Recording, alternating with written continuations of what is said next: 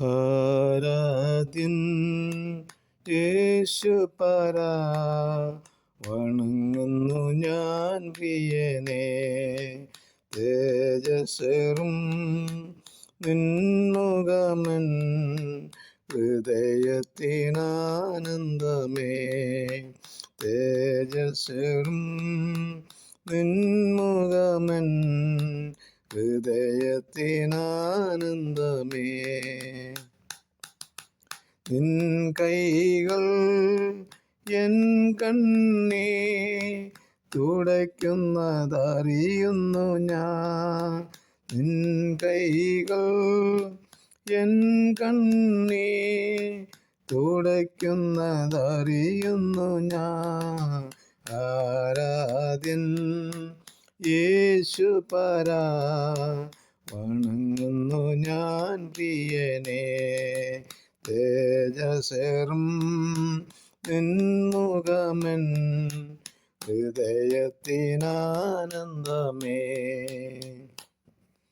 സന്നിധിയിൽ വസിച്ചോട്ടെ, പാദങ്ങൾ ചുംബിച്ചോട്ടെ.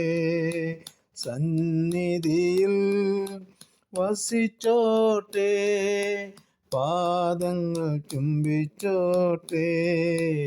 ആരാധ്യൻ യേശുപരാ, വണങ്ങുന്നു ഞാൻ പ്രിയനെ.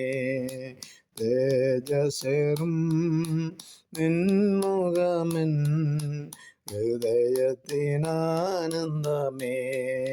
തേജസ്സേറും നിൻമുഖമൻ ഹൃദയത്തിനാനന്ദമേ. കർത്താവ് യേശുക്രിസ്തുവിൻ്റെ നിസ്തുല്യ നാമത്തിൽ എല്ലാ പ്രിയ ശ്രോതാക്കൾക്കും സ്നേഹവന്ദനം അറിയിക്കുകയാണ്. ഇന്നത്തെ നമ്മുടെ ചിന്തയ്ക്കായിട്ട് യോഹന്നാന്റെ സുവിശേഷം 4-ാം അധ്യായം അതിൻ്റെ 23-ാം വാക്യത്തിൽ, സത്യനമസ്കാരികൾ പിതാവിനെ ആത്മാവിലും സത്യത്തിലും നമസ്കരിക്കുന്ന നാഴിക വരുന്നു, ഇപ്പോൾ വന്നുമിരിക്കുന്നു. തന്നെ നമസ്കരിക്കുന്നവർ ഇങ്ങനെയുള്ളവരായിരിക്കണമെന്ന് പിതാവ് ഇച്ഛിക്കുന്നു. ദൈവം ആത്മാവാകുന്നു. അവനെ നമസ്കരിക്കുന്നവർ ആത്മാവിലും സത്യത്തിലും നമസ്കരിക്കണം. കർത്താവായ യേശുക്രിസ്തു തൻ്റെ പരസ്യ ശുശ്രൂഷ സമയങ്ങളിൽ ശമരിയ പട്ടണത്തിൽ ചെന്നിട്ട് ശമരിയ സ്ത്രീയോട് സംസാരിക്കുന്ന ഒരു ഭാഗമാണ് നമ്മളിവിടെ വായിപ്പാനിടയായി തീർന്നത്. ആരെ ആരാധിക്കണം, എങ്ങനെ ആരാധിക്കണം എന്നുള്ള ഒരു വലിയൊരു ചിന്താക്കുഴപ്പത്തിലാണ് ഇന്ന് ലോകം മുന്നേറുന്നത്. എവിടെ ചെന്നാൽ ആരെ ആരാധിക്കാം, ആരാണ് ആരാധനാ പുരുഷൻ എന്നൊന്നും വേണ്ട രീതിയിൽ തിരിച്ചറിയാതെ കിട്ടുന്നിടത്ത് കാണുന്നിടത്തെല്ലാം പോയി നേർച്ചകളും കാഴ്ചകളും അങ്ങനെയുള്ളവരെ ആരാധിക്കുകയും ചെയ്യുന്ന ഒരു സമൂഹത്തിൻ്റെ മധ്യത്തിലാണ് നാം ആയിരിക്കുന്നത്. അങ്ങനെ ഒരു സമൂഹത്തിൽപ്പെട്ട സ്ത്രീയായിരുന്നു ശമരിയ സ്ത്രീ. അതാണ് ഞങ്ങൾ ആ മലയിലും പോയി ആരാധിക്കുന്ന, ഈ മലയിലും. കർത്താവ് പറയും, ആ മലയിലും അല്ല ഈ മലയിലുമല്ല, സത്യനമസ്കാരികൾ പിതാവിനെ സത്യത്തിലും ആത്മാവിലും ആരാധിക്കുന്നു എന്നുള്ള ചിന്തയാണ് അവിടെ ഓർപ്പിച്ചത്. 3 അടി മണ്ണിന് വേണ്ടി മാമനോട് തോറ്റു പാതാളത്തിൽ പോകേണ്ടി വന്ന മഹാബലിയെ വർഷം തോറും ഓർക്കുന്നതിലും നല്ലത് 3-ാം ദിവസം മരണത്തെയും പാതാളത്തെയും ജയിച്ച് ഇന്നും ജീവിക്കുന്ന യേശുവിൻ്റെ വിജയത്തെ എന്നും ഓർക്കുന്നതാണ് നല്ലത്. അതാണ് ഞാൻ പറഞ്ഞത്. എങ്ങനെ എവിടെയും എന്തിനും ആരാധിക്കാൻ സ്വാതന്ത്ര്യമുള്ളൊരു നാടാണ് നമ്മുടെ നാട്.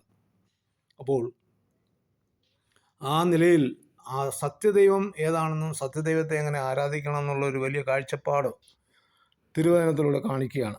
സ്തോത്രം. നമ്മൾ സമൂഹങ്ങളിലൊക്കെ നമ്മൾ പള്ളികളിൽ പോകുന്നവരാണ്. പള്ളിയിൽ പോയി ആരാധിച്ച് മടങ്ങി വരാറുണ്ട്. എന്നാൽ ആരാധനയിൽ നമ്മൾ തൃപ്തി പ്രാപിക്കാറുണ്ടോ, നമ്മൾ സന്തുഷ്ടരാണോ എന്ന് ഒരു ചോദ്യം നമ്മളോട് ചോദിച്ചു കഴിഞ്ഞാൽ അതാർക്കറിയാം, ഞങ്ങൾ പോയി ആരാധന കണ്ടു മടങ്ങി വന്നു. അതല്ല, അങ്ങനെയല്ല. നമുക്ക് ആരാധനയിൽ ഒരു സംതൃപ്തി ഉണ്ടായിരിക്കണം. ഭൂമിയിൽ പുഷ്ടിയുള്ളവരൊക്കെയും ഭക്ഷിച്ച് ആരാധിക്കും എന്നാണ് ദൈവത്തിൻ്റെ വചനം പറഞ്ഞിരിക്കുന്നത്. അപ്പോൾ ദൈവത്തിൻ്റെ വചനത്തിൽ ആര്യമായ അറിവ് നമ്മുടെ ജീവിതത്തിലുണ്ടായിരിക്കണം.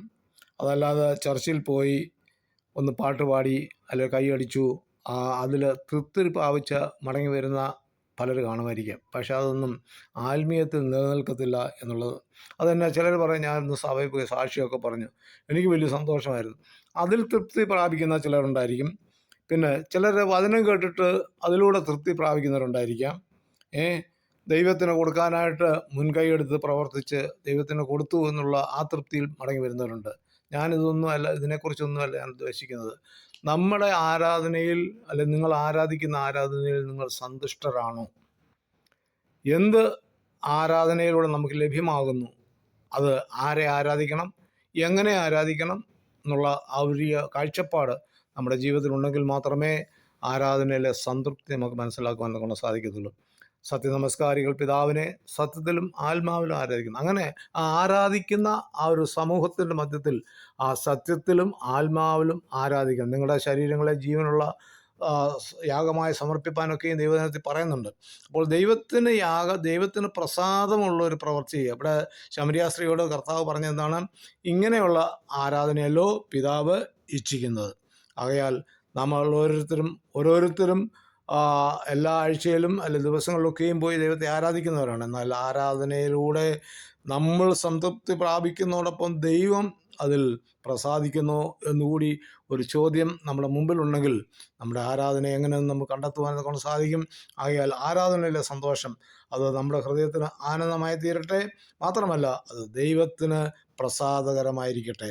അതിനുവേണ്ടി നമുക്ക് ഏൽപ്പിച്ചു കൊടുക്കാം. ദൈവമായ കർത്താവ് ഈ ചിന്തയാൽ നമ്മളെ അനുഗ്രഹിക്കുമാറാകട്ടെ. തിരുവചന ഭാഗങ്ങൾ തുടർന്ന് ലഭിക്കുവാൻ ഈ വീഡിയോ ലൈക്ക് ചെയ്യുക, ഷെയർ ചെയ്യുക, സബ്സ്ക്രൈബ് ചെയ്ത് സപ്പോർട്ട് ചെയ്യുക. തുടർന്നുള്ള തിരുവചനങ്ങളുമായി നമുക്ക് വീണ്ടും കാണാം.